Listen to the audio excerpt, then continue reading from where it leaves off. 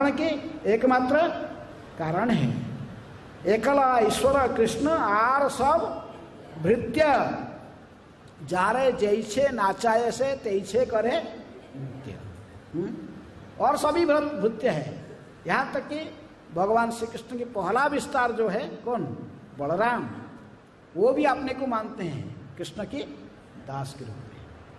तो इसी प्रकार ये सबसे पहला साधक के पास में ये क्लियर होना चाहिए भगवान श्री कृष्ण कौन है। इसके साथ कृष्ण और कृष्ण के नाम दोनों अभिन्न है। जो नाम वही नामी, नाम को किसी की कोई व्यक्ति, पहले तो व्यक्ति है, वो व्यक्ति को जो पुकारोगे कैसे पुकारोगे, उनके नाम लेकर। तो इसलिए कृष्ण जो बुलाते तो ये व्यक्ति को, भगवान को ही बुला रहे हैं। तो लेकिन ये कहते कि कृष्ण और कृष्ण नाम में कोई अंतर नहीं है। यदि हम शुद्ध भाव से कृष्ण नाम लेते हैं, कृष्ण स्वयं प्रकट होते हैं। आगे पढ़ेंगे, चर्चा होगी इसको। कृष्ण शब्द में जो भगवान के नाम में साथ में ही चारों चीज रहते हैं। भगवान के नाम लेने से क्या पहले क्या हमें अनुभव होगा, नाम, फिर रूप, फिर गुण, फिर लीला। नाम, रूप, गुण, लीला ये एक साथ नहीं है, कृष्ण नाम में ही निहित है। साधक अपने जब शुद्ध नाम लेने चाहता तो फिर उसकी ये सब आस्ते आस्ते उनकी उसी की इसके जो प्रकृति के आधार पर जो, तो फिर उसको आस्ते आस्ते से प्रकट हो जाते हैं। जैसे वृंदावन के गोस्वामी लोग जो भगवान के नाम ले रहे थे, तो उनके नाम के सामने न वो नाम लेते थे, लेकिन उनके सामने सारे भगवान की लीलाएं प्रकट हो जाते थे। रूप गोस्वामी बैठकर 13 कदम में बैठकर हरे कृष्ण मंत्र जपा करते थे। हरे कृष्ण कृष्ण कृष्ण हरे हरे, हरे राम राम राम हरे हरे। और उनके सामने पूरे भगवान श्री कृष्ण के सारे लीलाएं दर्शन होते थे। देख रहे थे कि किस प्रकार कि हरे कृष्ण मंत्र जपते थे, बस ध्यानस्थ थे, पूरा समाधिस्थ होकर नाम जपा करते थे। दिखाई पड़ता था कि किस प्रकार राधा रानी के श्रृंगार सखी लोग ने कर रहे हैं, और पीछे से कौन आ रहे हैं, भगवान श्री कृष्ण भी आकर पीछे से सखियों के साथ मिलकर वो भी राधा रानी के कैसे विन्यास में लग गए कैस को सजाने के लिए। और उसी समय में दूसरे सखी लेकर सामने रख दिया मिरर। तो उस मिरर को जब देखे राधा रानी ने, जो मिरर को देखी तो किसको देखा, कृष्ण भी देखे। तो इसलिए वो थोड़ा मुख नीचे कर ली। तो उसी देख कर रूप गोस्वामी मुख से हंसी आ रहा था, और दूसरे वैष्णव जा रहा था तो वो सोचा कि ये क्यों हंस रहे, मैं लंगड़ा हूँ इसलिए हंस रहा है, वो लंगड़ा था। तो लेकिन कहने का मतलब है कि भगवान के नाम जो शुद्ध भाव से हमें लेंगे, भगवान की ही पहले क्या प्रकट होगा, उनके रूप। जो भगवान कृष्ण कहते कृष्ण की व्यक्ति है, वो कैसे देखने के लिए उसके वर्णन पूरा भागवत में वर्णन है।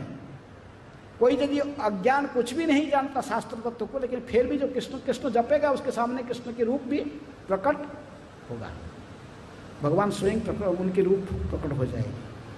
फिर आस्ते आस्ते गुण और उनके लीलाएं भी प्रकट होते हैं। तो इसलिए सबसे पहले साधक को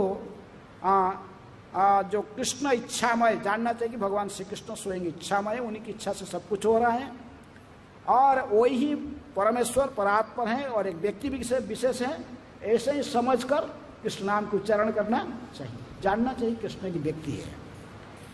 इसीलिए इसके बाद में उन्होंने कहते कि कृष्ण के शक्ति के बारे में भी उसको ज्ञान होना चाहिए, संबंध ज्ञान। संबंध ज्ञान नहीं होगा तो संबंध कैसे स्थापना करेगा कृष्ण के साथ। इसलिए संबंध, इसके बाद कहते कि वो जानना चाहिए कि कृष्ण की तीनों शक्ति है।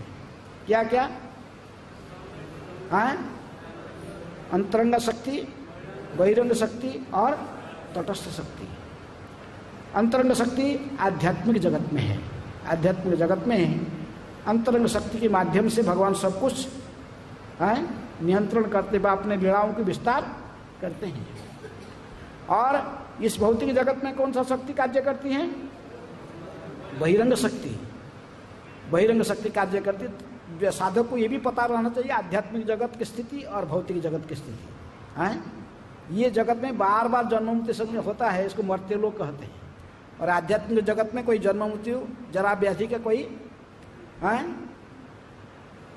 इसकी कोई संगठन नहीं होता है। साधक को ये सब क्लियर होना चाहिए, नहीं तो फिर मरते लोक में सोचेगा कि ये आध्यात्मिक जगत जैसा ये भी है। हाँ, ये जितने भी प्रयास करने मरते लोग को भी आध्यात्मिक जगत के साथ तुलना नहीं की जा सकती। इसके बारे में पूर्ण जो अनुभव होना चाहिए साधक को।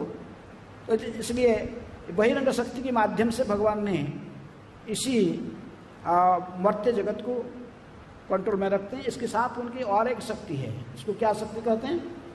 तटस्थ शक्ति। हम जितने भी सब बैठे हैं सब हम लोग क्या है, कौन सा शक्ति में है? हम जीवात्मा हैं। जीवात्मा कभी भगवान नहीं बन सकता, ये ज्ञान होना चाहिए साधक को। क्योंकि बाहर के लोग सोचते हैं भगवान बन जाते हैं, सब ब्रह्म है, अहम ब्रह्मस्मि, तुम भी ब्रह्म है, मैं भी ब्रह्म हूँ, वो भी ब्रह्म है, वो भी भगवान, तुम भी भगवान, सब भगवान। मायावादी का सिद्धांत यही है, हैं?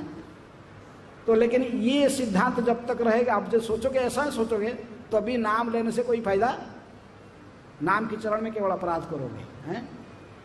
तो इसलिए साधक को ये क्लियर होना चाहिए कि तो जो भगवान का ही तीनों शक्ति है, उनकी अंतरंग शक्ति आध्यात्मिक जगत में, इसी भौतिक जगत में भी रहते हुए जो भगवान के भक्त है वो भी माया शक्ति का अधीन में नहीं रहते हैं, हैं?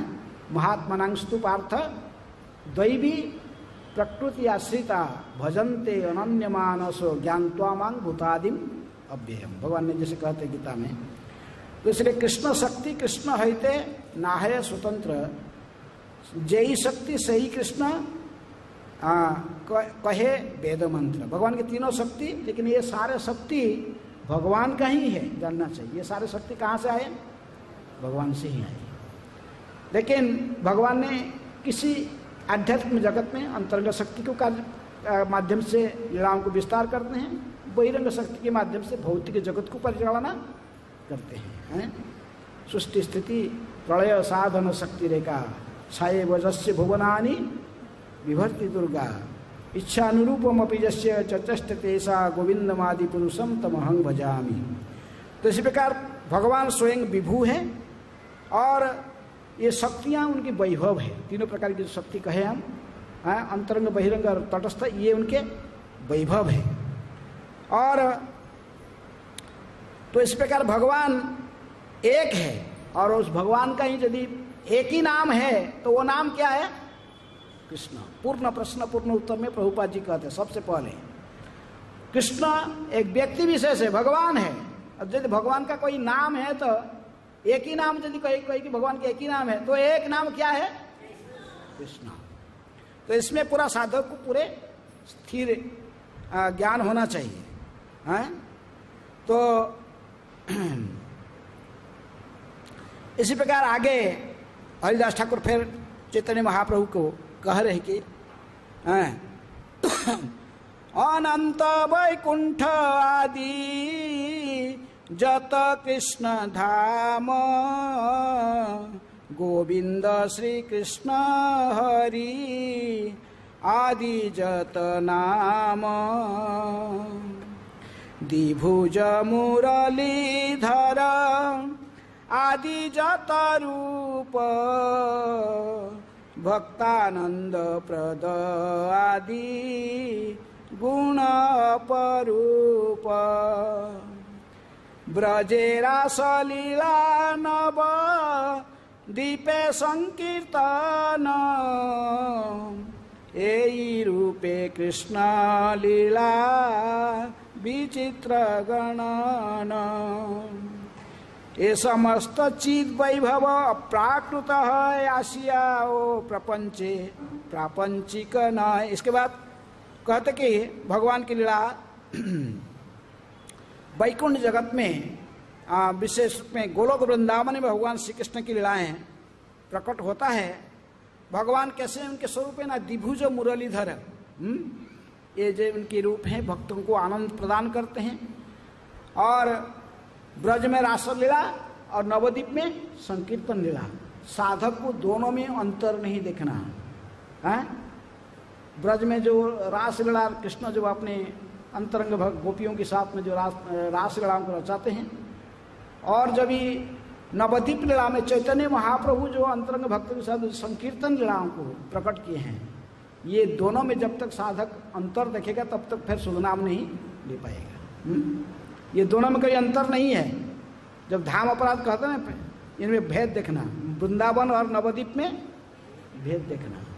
इसलिए साधक को जानना चाहिए कि इसी प्रकार भगवान श्री कृष्ण की लीला है वृंदावन में और नवद्वीप में चैतन्य महाप्रभु की लीला, विशेष रूप में रास लीला और नाम संकीर्तन। और रास में नाच नृत्य करना और संकीर्तन में नाचना, ये दोनों में अंतर नहीं देखना चाहिए। है तो ये सब चित वैभव है, ये सब अंतरंग शक्ति के माध्यम से भगवान की लीलाओं को प्रकट करते हैं। और ये भौतिक जगत में आने पर भी ये जो अंतरंग शक्ति के साथ, अंतरंग भक्तों के साथ भगवान जो लीलाएं जो रचना करते हैं, इसको कभी भी नहीं सोचना चाहिए कि ये भी प्रापंचिक बा माया के अधीनस्थ होकर लीला होते हैं। नहीं, भगवान की लीलाएं सब समय उनके अंतरंग शक्ति के माध्यम से ही संगठित की जाती हैं। ये कभी भी लीलाओं के सही माने साधारण नहीं जानना चाहिए। भगवान स्वयं कहते जन्म कर्म च मे दिव्यंग एवं जो व्यतीतत्वतः त्यक्त्वा देहम पुनर्जन्म नैति मामेति सोर्जुन। लीलाओं को, भगवान की लीलाओं को जो भौतिक जगत में आकर संगठित करने पर भी इनको प्रापंचिक व साधारण लौकिक नहीं समझना। ये लीलाएं दिव्य होते हैं। भगवान ने जब भी लीला में आते हैं किसी भौतिक व्यक्ति, कोई बद्ध जीव के साथ में लीला नहीं करते हैं। इसलिए भगवान ने जब ये जगत धरा पर आते हैं, सो पार्षद शिव धाम सबको लेकर आते हैं और आपने नित्य मुक्त भक्तों के साथ में ही भगवान सारी लीलाएं संगठित करते हैं। तो इसलिए नवद्वीप लीला और वृंदावन की लीला में कोई अंतर जब तक साधक देखते रहेगा तो फिर वो अपराध करते रहेगा, फिर शुद्ध नाम लेने में ये बाधक बनते हैं। तो और जब वैकुंठ में जो लीलाएं होती हैं, जो सब विष्णु भगवान विष्णु वैकुंठ में भी भगवान विष्णु भी जो लीलाएं प्रकट करते हैं, भगवान श्री कृष्ण जो लीला प्रकट करते हैं, ये सब प्रापंचिक जगत के जड़ धर्म व माया के विकार से परे हैं। इसलिए जड़ातीत विष्णु तत्व शुद्ध सत्व सार। तो इसी प्रकार ये सब तत्व को साधक को ठीक से समझना चाहिए। और भगवान विष्णु व गोविंद स्वयं को विस्तारित करके ही गोविंद वैकुंठ नाथ कारणद कसाई गर्भद कसाई आर क्षीरद कसाई आर जत स्वांश परिचित अवतार सही सब शुद्ध सत्व विष्णु तत्व सार। तो इसलिए विष्णु तत्व में कोई अंतर भी नहीं देखना चाहिए साधक। भगवान विष्णु जदिव कृष्ण स्वयं भगवान है, लेकिन साथ साथ भगवान श्री कृष्ण जो आध्यात्मिक जगत में स्वयं को विस्तारित करके जो विष्णु तत्व के असंख्य वैकुंठ जगत के विस्तारित है, तो विष्णु तत्व में अंतर नहीं देखना चाहिए। जानना चाहिए कि ये भी सब चिन्मय है, जो अन्य वैकुंठ जगत को प्राप्त करता का किसी भी असंख्य वैकुंठ लोक में फिर भी कहीं भी उसका फिर जन्म मुक्त संसार में आना नहीं पड़ता है। लेकिन इसलिए ये सभी को माया के परे जानना चाहिए हैं। माया ईश्वर माया शुद्ध सत्वमय, सब जो वैकुंठ जगत ये शुद्ध सत्व की स्थिति पर रहने के कारण ये बहिरंग शक्ति की परे रहता है, ये माया के अधीन नहीं है। साधक को ये सब जानना चाहिए, नहीं तो इसकी अला आगे फिर उन्होंने मिश्र सत्व ब्रह्मा शिव आदि तत्व को भी फिर हरिदास ठाकुर कहते हैं कि विष्णु तत्व के बारे में कहते हैं कि विष्णु तत्व आध्यात्मिक जगत में विष्णु तत्व शुद्ध सत्व की स्थिति पर, तो लेकिन उसके नीचे थोड़ा सा नीचे फिर जो संकट जो शिव तत्व ब्रह्मा जी की तत्व मिश्र तत्व ब्रह्मा शिव, इनके बारे में फिर सूचना देते हैं कि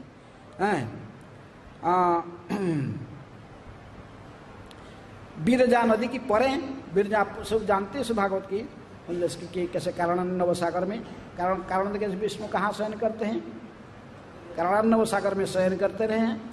और उसी के ही दूसरे पार में वो है आध्यात्मिक जगत और इस स्थान में अब जो इसी दूसरे ऊर्ध्व दिक में वो न आध्यात्मिक जगत है और नीचे निम्न भाग से ये सब भौतिक जगत है।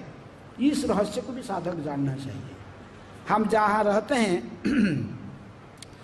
तो इसलिए विष्णु जो ये भौतिक जगत प्रापंचिक जगत के बारे में है, ये बिरजा है, बिरजार यही पारे जत वस्तु है अचित वैभव तब 14 लोकमय। ये अचित वैभव, ये बहिरंग शक्ति के द्वारा ये भौतिक जगत विस्तारित है और इसमें 14 ब्रह्मांड, 14 लोक, विशेष में 14 ब्रह्मांड कहते हैं इसको, हैं। लेकिन ये 14 ब्रह्मांड के बीच में भी सर्वश्रेष्ठ वस्तु क्या है? नाम बिनु आर किछु तो नहीं 14 भुवन माझे। लेकिन भक्तिविनोद ठाकुर कहते कि बिरजा की जो इसके इसी पार है ये अचित वैभव भौतिक शक्ति जानना चाहिए। और माया वैभव बोली बोली देवी धाम पंचभूत मनोबुद्धि अहंकार नाम। ये माया का वैभव ये भगवान की बहिरंग शक्ति दुर्गा देवी के द्वारा संचालित होता है और इसी को देवी धाम भी कहते हैं। क्या कहते हैं इसको? देवी धाम, क्योंकि देवी ने ही इनको कंट्रोल करके रखी है। उनको कौन बोला आदेश का और शक्ति कौन दिया? स्वयं कृष्ण दिए हैं। तो ये प्रारंभिक ये सब तत्व को जानना चाहिए साधक को। तो इस लोकों को फिर वर्णन करते, ये भूलोक भुवलोक आर स्वर्गलोक महरलोक जन तपह सत्य ब्रह्मलोक अतल सुतल आदि निम्न लोक सात माइक वैभव तब सुन जगन्नाथ चिद वैभव विष्णु पूर्ण तत्व माया छाया तारो। माया जो है छाया, आध्यात्मिक जगत के ही ठीक उल्टा प्रतिबिंब है, छाया रूप है, हैं? ये 14 ब्रह्मांड ये भौतिक जगत में जो कि बिरजा की दूसरे पार में जो स्थिति है, लेकिन इसका स्थिति परमानेंट नहीं है। ये भूत्वा भूत्वा प्रलीयते, बार बार इसकी प्रलय होती है, फिर बार बार इसकी सृष्टि होती है। तो हमारे ये भौतिक जो ये इसकी कैसे स्थिति ना 5 भूत, ये पंचभूत मन बुद्धि अहंकार के साथ इसकी गठन है। इसी प्रकार हमारा शरीर भी है, कैसे? पंचभूत से बना हुआ, भूमि रप नल वायु खग मन बुद्धि एवं ऐसे ही तत्व में बना हुआ हमारा शरीर। लेकिन अज्ञानता के कारण हमें शरीर को ही सोच रहे कि कोई हमको हमारा नाम पूछता है, तुम्हारा नाम क्या है? तो व्यक्ति कहता अपना नाम, किसका नाम कहता हो? ये उसका नाम है, हैं? वो तुरंत ही माता पिता जो नाम दिए हैं जो जो पंचभौतिक शरीर का ही बताता है नाम, है। लेकिन ये उसका नाम नहीं होता है, उसकी असली परिचय और कुछ होता है। इसीलिए गुरु जब दीक्षा देता है फिर इसको कृष्ण के साथ संबंधित करके ही नाम देता है। तो इसलिए वो ये जो इसलिए ये इसको सब साधक को जानना चाहिए। जो मेरे नाम जैसे दिया गया शरीर के साथ, ये मेरा नाम नहीं है। यदि कहते हैं लोग, हैं, ये नाम मेरा नहीं है। इसलिए तो इसलिए स्वतंत्र जीव अपने आध्यात्मिक शक्ति का सूक्ष्म अणु है। इसलिए जीव को जानना चाहिए कि मैं भगवान का ही एक सूक्ष्म अंश हूँ, हैं। ममई वांश जीवो लोके जीवभूत सनातन।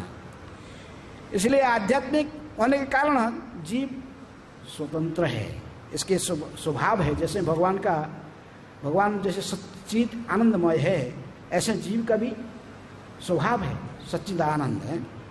तो इसलिए जीव जो कि चिद्धर्म बसत जीव स्वतंत्र गठन संख्याय अनंत सुख तार प्रयोजन। आध्यात्मिक होने के कारण जीव स्वतंत्र है, वह संख्या में अनंत है एवं शाश्वत सुख के उसका एकमात्र प्रयोजन है। वो ढूंढता है, किसका खोज ढूंढता है? आनंद का ढूंढ करता है। सच्चित आनंदमय, ये आनंद का ही खोज करता है। लेकिन ये इसका स्वभाव है। लेकिन ये आनंद खोज करने पर भी भौतिक जगत में उसको आनंद मिल नहीं पाता है, इसलिए भ्रमण करते रहता है। इसी के बारे में चैतन्य महाप्रभु रूप गोस्वामी कहेगी, ब्रह्मांडे भ्रमिते कौन? भाग्यवान जीव, गुरु कृष्ण प्रसादे पाए भक्ति लता बीज। इसलिए जिसको गुरु प्राप्त हुआ, जिन्होंने उसको दिव्य ज्ञान प्रदान करके फिर बताते हैं, अरे तुम ये माया जगत में क्यों भटक रहा, तो यहाँ का नहीं है, तुम तो कहाँ के हो, आध्यात्मिक स्फुलिंग हो, तुम तो भगवान का ही अंश हो। फिर उसको गुरु इसको ज्ञान देकर समझाता और कहता कि तुम कृष्ण के नित्य दास हो, और इसको फिर आध्यात्मिक भक्ति के मार्ग पर जोड़ लेता है। तो फिर उसको पता चलता है कि मैं कौन हूँ। तो इसलिए जब ये गुरु ग्रहण करना जरूरी है साधक को। इसलिए सबसे पहले यदि भक्ति प्रारंभ करना चाहता है, आदो गुरु पदाश्रय, गुरु ने ही इसकी अज्ञान को नष्ट करके इसको बताता तुम शरीर नहीं हो, तुम कौन हो, आत्मा हो, केवल आत्मा नहीं हो, तुम कृष्ण का नित्य दास हो। हैं ब्रह्मांडे भ्रमिते कौन भाग्यवान जीव, गुरु कृष्ण प्रसादे पाए भक्तिलता बीज। हैं सनातन गोस्वामी सबसे पहले यही बात पूछे चैतन्य महाप्रभु जो मिले बनारस में, तो कहे कि देखिए लोको व्यवहारे पंडित करी मानी, लोक व्यवहार में लोग मुझे बड़ा पंडित कहते हैं, सनातन गोस्वामी कहते हैं कि सनातन गोस्वामी कम से कम 12-13 लैंग्वेज बोल सकते थे, लिख सकते थे, बहुत भाषा जानते थे, संस्कृत के तो बहुत बड़े पंडित थे। बोले लोग मुझे बड़े पंडित समझते हैं, लेकिन मैं इतना बड़ा मूर्ख हूँ के आमी कहने अमाय जारेता पत्र, ये भी नहीं जानता मैं कौन हूँ और मुझे क्यों ये त्रिताप क्लेश सता रहा है। आध्यात्मिक, आधि भौतिक और आधि दैविक, तीनों प्रकार के क्लेश मुझे क्यों सता रहे, और मैं कौन हूँ ये भी मुझे पता नहीं है, और लोग मुझे सोचते मैं बहुत बड़ा पंडित हूँ। तो इसलिए भगवान ने भी डांटा था अर्जुन को, मूर्ख नंबर 1 और पंडित की तरफ बात करते हो। हैं तो जब जिसको आत्मा में, प्रकृति में वही मूर्ख है जिसको आत्मज्ञान के बारे में, आत्म तत्व के बारे में कोई भी ज्ञान नहीं होता है।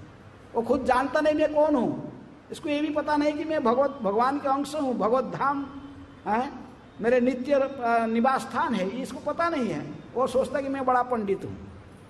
तो इसलिए तो जीवात्मा को ये सब ज्ञान सद्गुरु ग्रहण करने से प्राप्त होता है। इसके बाद बद्ध जीव की स्थिति कह करके, बद्ध जीव किस प्रकार भौतिक जगत में है, भ्रमण करते रहता है 84 लाख जोनि में, और जब तक गुरु सद्गुरु प्राप्त नहीं होते हैं, भक्ति में प्रारंभ नहीं करता है, भगवान के नाम ग्रहण प्रारंभ नहीं करता, बद्ध स्थिति में घूमते रहता है 84 लाख जोनि में। लेकिन जो इसकी अला, ये बद्ध जीवों की अला कुछ मुक्त जीव भी है। तो कहते कि जो कि मुक्त जीव है वो आध्यात्मिक जगत में ही निवास कर, विरजा नदी की इस पार में जो लोग होते भौतिक ब्रह्मांड, 14 ब्रह्मांड में जो भ्रमण करने वाला जीव ये बद्ध जीव है। लेकिन विरजा के दूसरे पार में जो जीव वो सब मुक्त जीव है। हाँ, क्योंकि जीवात्मा से तटस्थ शक्ति है, लेकिन वो किसी जगह में स्वतंत्र रूप में नहीं रह सकता है, किसी न किसी शक्ति के अंडर में रहता है। बहिरंग शक्ति के अंदर में रहने से वो बद्ध जीव माना जाता है। जो अंतरंग शक्ति के अंदर में रहकर आध्यात्मिक जगत में भगवान की सेवा करने की मनोभाव को पोषण करता है, तभी उसको मुक्त जीव माना जाता है। तो ये सब प्रारंभ से साधक को पास में ये सब जानना जरूरी, इसलिए इसको हरिदास ठाकुर कह रहे हैं। महाप्रभु ये सब प्रश्न उत्तर न पूछ रहे थे और ये बता रहे हैं। तो इस प्रकार जो निज सुख सब चिंतन करता है, कृष्ण ते भूलिया जीव भोगवांछा करे, निकटस्थ माया तारे झापुड़िया धरे।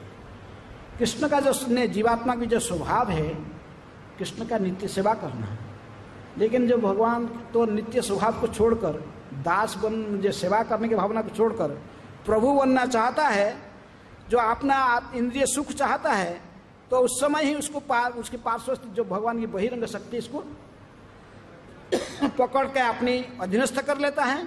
इसी प्रकार वो जन्म संसार में भटकते रहता है। तो इसीलिए ये जो बद्ध जीव है ये सब सदा ये बहिरंग शक्ति का अधीनस्थ रहते हैं, और जो मुक्त जीव है वो दैवी शक्ति व दैवी माया व अंतरंग शक्ति के माध्यम से जोगो माया के द्वारा नियंत्रित होते हैं। तो ये जो बौद्ध जीव है पुण्य पाप कर्म चक्रे पड़िया एखन, ये पुण्य पाप करके ही तो स्थूल लिंग देहे सदा करे न भ्रमण, कभू स्वर्ग उठे कभू निरये पड़िया, 84 लक्ष भोगे भ्रमिया भ्रमिया हैं। जो बद्धजीव है माया के अधीनस्थ रहकर जैसे कर्म करता है उसी के अनुसार फल भोगता है। पाप पुण्य कर्म करते रहता है, हैं? पाप कर्म करने से अधोलोक में जाता है, नरक में न 7 लोग नीचे नीचे 7 लोक में जाता है, और यदि वो पुण्य कर्म करता फिर ऊर्ध्वलोक में स्वर्ग आदि में थोड़ा देवताओं की जूनी आदि प्राप्त हो जाता है, थोड़ा भौतिक सुख प्राप्त होता है, और व्यक्ति लिंग शरीर के माध्यम से अपना परिचय को निर्णय करते रहता है, हैं? अभी पुरुष के शरीर में है तो माया शरीर को दिया है, लेकिन वो माया के शरीर में ही वो सोचता कि मैं पुरुष हूँ और मैं स्त्री हूँ। जीवात्मा की ऐसा स्थिति नहीं है। इसलिए भागवत के 4 स्कंद में इसको बताया गया। पुरंजन उपाख्यान में नारद मुनि समझाते हैं कि जीवात्मा ना पुरुष होता ना स्त्री होता है। वो तो जैसे जैसे चिंतन करता है अंत समय में, शरीर त्यागने के समय में अगला शरीर ऐसे मिल जाता है। यंग यंग व्यापी स्मरण भावम त्यजंते अंते कलेवरम तंत वैति कौंतेय सदा तद भव भावित। जैसे जैसे चिंतन करके अंतिम शरीर को त्यागता है, अंत समय में यदि कोई पुरुष शरीर में होते हुए भी जो स्त्री की चिंतन करके शरीर त्यागता है उसको स्त्री के शरीर, स्त्री पुरुष के शरीर चिंतन करने से पुरुष के शरीर मिल जाता है। इसलिए लिंग शरीर के जो अभिमान है ये झूठा है कि मैं पुरुष हूँ मैं स्त्री हूँ। जब तक व्यक्ति का ये अभिमान नहीं जाएगा तब तक भक्ति की शुभारंभ नहीं होती है। भक्ति की परिभाषा क्या कहते हैं? सर्व उपाधि विनिर्मुक्त तत्परत्वेन निर्मलम ऋषिकेन ऋषिकेश सेवनम भक्ति रुच्यते। जब तक लिंग शरीर के अभिमान नहीं जाएगा तब तक साधक भक्ति का शुभारंभ नहीं करेगा। उपाधि ऐसे उपाधि है ये शरीर की जो लिंग शरीर के जो उपाधि है ये जब तक रहता है, ये 84 लाख जोनि में ऐसे ही भ्रमण करते रहेगा। कभी ऊर्ध्वलोक में कभी अधोलोक में ऐसे भ्रमण करते रहता है। इसके बाद हरिदास ठाकुर कहते हैं तुमी विभु तुम्हार भैव जीव हय दासेर मंगल चिंता तुम्हार निश्चय। कहते कि हे प्रभु ऐसी स्थिति में जो जीविका होता है, लेकिन आप तो विभु हो सारे और जीव तटस्थ शक्ति आपका ही वैभव है, शक्ति है, लेकिन जीव का स्थिति तो आपका ही दासत्व करना, सेवा करना है। तो लेकिन आपका तो ऐसा ही स्वभाव है, यदि वो दास आपको भूल जाता है लेकिन आप सदा जीवों की मंगल करने में चिंतन अवश्य करते हैं। जीवन कल्याण करना है तो आपका स्वभाव है, आप कभी आपके स्वभाव नहीं त्यागते हैं। दासेर मंगल चिंता तुम्हारा निश्चय है। लेकिन आप जीव को ऐसे स्थिति में देखकर कि भौतिक जगत में आकर जन्मूर्ति संसार में गिर गया देखकर, तो फिर आप उसकी मंगल की चिंतन करते हैं। दास जाह सुख मानी करे अन्वेषण तुमी ताहा कृपा करी कर वितरण। अवश्य दास होने के कारण ये भौतिक जगत में भी जो गिरा हुआ जीव ये आपको न सुनकर फिर वो कहता कि अन्य सो भौतिक इच्छा को मन में व्यक्त करता है, तो फिर भी प्रभु आप भी जैसे कोई बच्चे छोटा बच्चा होता है, आग है, आग में हाथ देने के लिए पिताजी मना करते हैं, आग है हाथ डालना नहीं, डालेगा तो क्या होगा? जल जाएगा। बार बार वो हाथ बढ़ाता, हाथ मना करता है इसको, हाथ जल लिया तो 10 बार 15 बार हो गया तो फिर बोला चलो जो करना कर, डाल देगा हाथ, क्या होगा? जलेगा। अजीब का स्थिति है, ऐसा ही है बद्ध जीव, ऐसा ही भौतिक जगत में आकर फिर उन्होंने अनित्य सुख अज्ञानता की बसवर्त सुख तो ढूंढ कर रहा, लेकिन प्रकृत सुख किया इसको पता नहीं चलता है। अनित्य सुख, शारीरिक सुख, इंद्रिय सुख को उपभोग करने के लिए तो फिर वो माया की अधीनस्थ होकर वो जिसको दुख है उसी को सुख मानकर और उसी को प्राप्त करना चाहता है। अच्छा चाहता भी तो फिर इसको कहते कर्म मिश्रा भक्ति, अर्थात कर्मकांड। कर्मकांड और कर्म मिश्र भक्ति में थोड़ा अंतर है। कर्मकांड के अर्थ वैदिक कर्मकांड को जो हम पालन करके भिन्न भिन्न इंद्रिय तृप्ति की इच्छा पूर्ति करना चाहते हैं। धन चाहिए तो लक्ष्मी को पूजा करो, विद्या चाहिए तो सरस्वती की पूजा करो, इंजीनियर बनना है तो विश्वकर्मा का ध्यान करो, हैं? और सब भिन्न भिन्न, कोई भी रोग से मुक्त होना तो सूर्य का पूजा करो, सभी सब बता गया कर्मकांड वेद में। ऐसे जो इसी को करके जो अपने इंद्रिय तृप्ति की वस्तु को प्राप्त करता है, इसको कहते कर्मकांड। लेकिन जिसके मन में इंद्रिय तृप्ति की इच्छा है, लेकिन वो किसकी आश्रय में जाता है? भगवान की शरण में आता है, तो उसको कहते कर्म योग। योग अर्थात जोड़ना, जब भगवान के साथ में संबंध को जोड़ देता है उसको कहते हैं कर्म योग। इंद्रिय तृप्ति की इच्छाएं है, लेकिन फिर भी वो शरण में किसकी जाता है?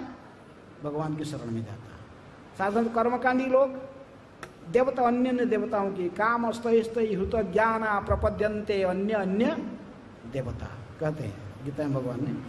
लेकिन कुछ लोग ऐसे होते हैं, उस कामना होने पर भी, धन की इच्छा होने पर भी, पावर पोजीशन की इच्छा होने पर भी ध्रुव महाराज ने सदगुरु के नारद मुनि के निर्देशन में किसके शरण में गए?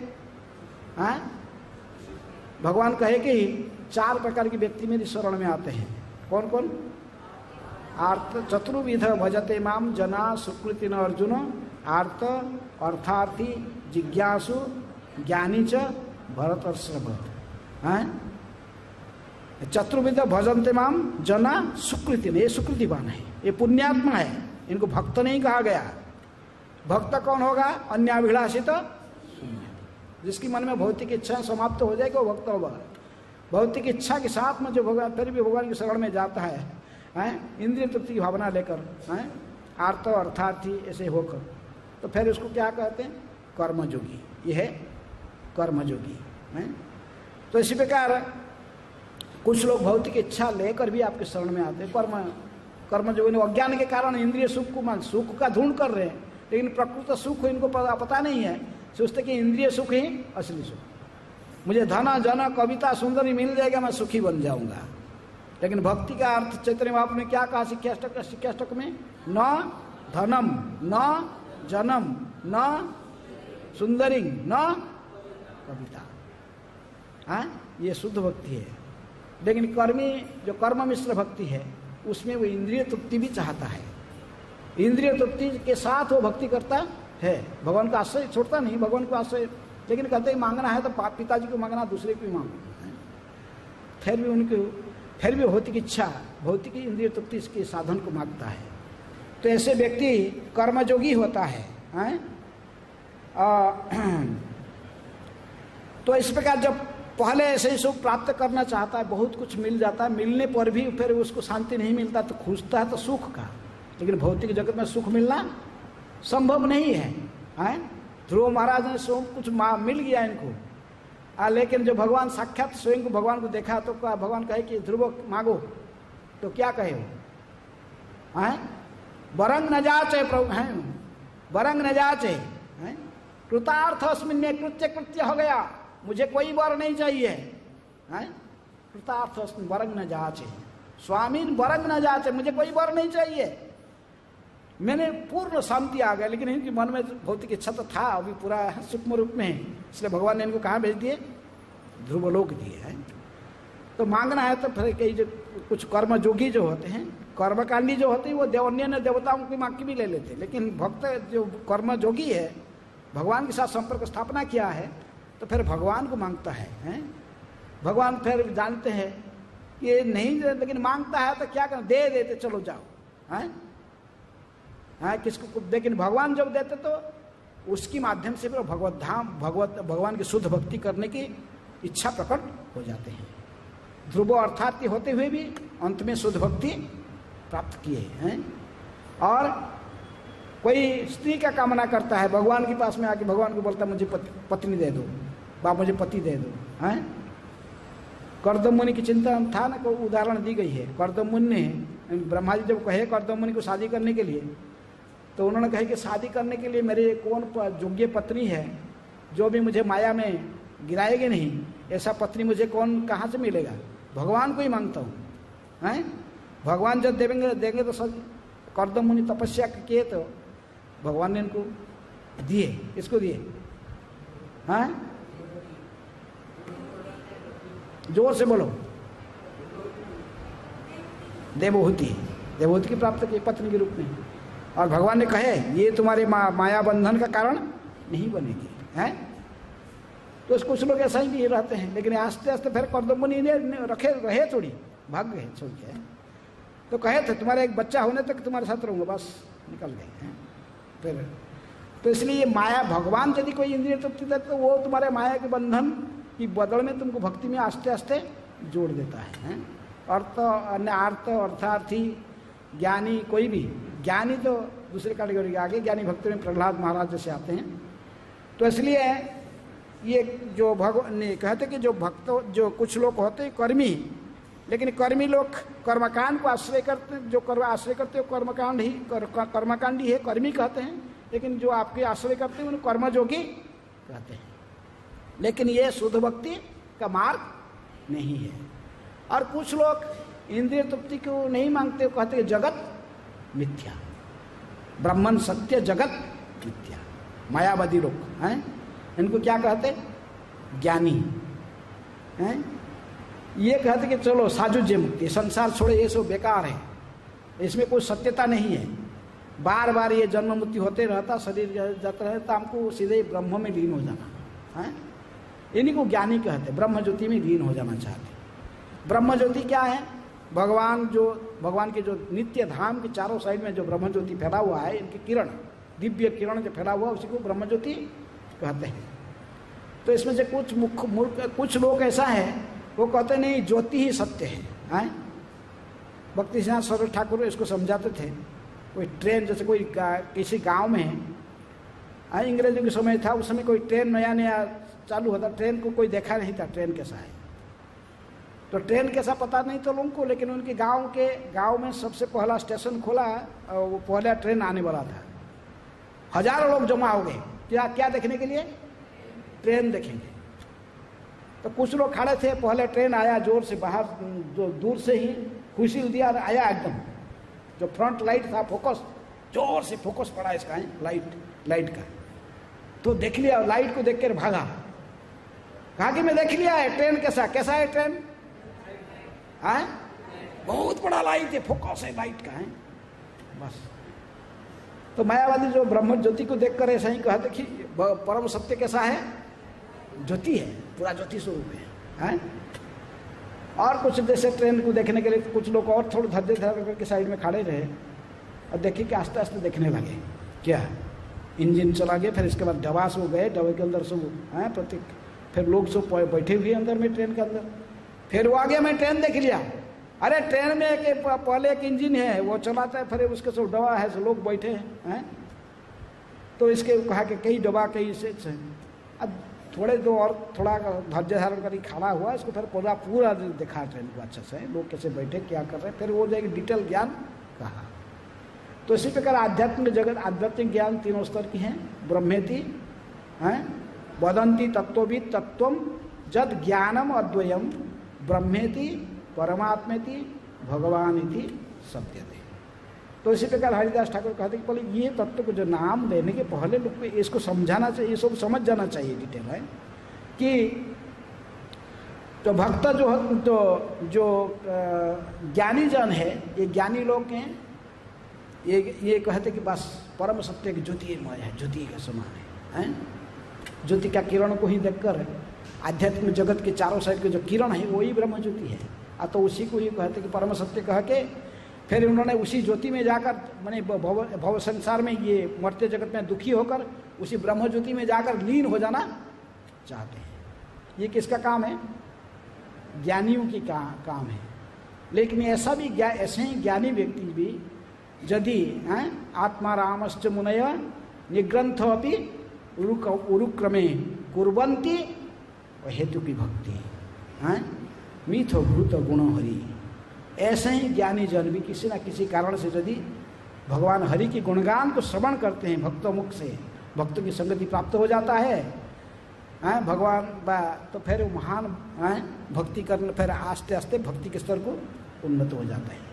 इसलिए जब जो मायावादी है ने जो निर्विशेषवादी है, उनको दो निर्विशेषवादी को दो श्रेणी के ज्ञानियों को दो श्रेणी में कहा गया। एक है ब्रह्म ज्ञानी और दूसरे मायावादी हैं। मायावादी कृष्ण अपराधी, मायावादी लोग ने भक्तों की निंदा भी करते हैं, लेकिन जो ब्रह्मवादी है और वो भक्तों की निंदा नहीं करते हैं, इसीलिए उनको भक्त बनने के चांस है। चारों कुमार, सुखदेव गोस्वामी आदि को उदाहरण दी गई। वो जानते जगत मिथ्या, लेकिन किसी ना किसी कारण चारों कुमारों ने वैकुंठ की दर्जे पर आकर भगवान श्री कृष्ण, जो भगवान के डायरेक्ट देखे, इनको पूरा ज्ञान क्लियर नहीं होता है कि ज्ञान प्रकृति में भगवान के व्यक्ति विशेष है या ज्योति स्वरूप है, लेकिन वैकुंठ जगत में जब देखे, साक्षात भगवान को देखे, विष्णु को देखे, शंख चक्र गदा पद्म धारण के साक्षात भगवान विष्णु को देखे, उनकी चरण कमल की तुलसी और फूल के आग्रहण करके ये महान भक्त हो गए। सुखदेव गोस्वामी तो सब माया सोचते थे, भाग गए माँ की गर्भ में रहे 12 साल 14 साल या 16 साल हैं, जो भी अन्य स्थान में कहा गया, और निकल कर सीधे गर्भ से निकले, भागे, बड़ा जगत मिथ्या है। लेकिन जो भक्त मुख से फिर क्या सुने, भागवत सुने हैं। तो इसलिए आत्माराम मुनय निग्रंथोपि उरुक्रम, यदि आत्माराम व्यक्ति भी, सुखदेव गोस्वामी जैसे व्यक्ति भी यदि हरि गुणगान को श्रवण करता है भक्त मुख से, फिर वो महान भक्ति करने का चांस हो जाता है। इसलिए कभु यदि साधु संगे जानीते से पारे, आमी जीव कृष्ण दास जाय माया पार।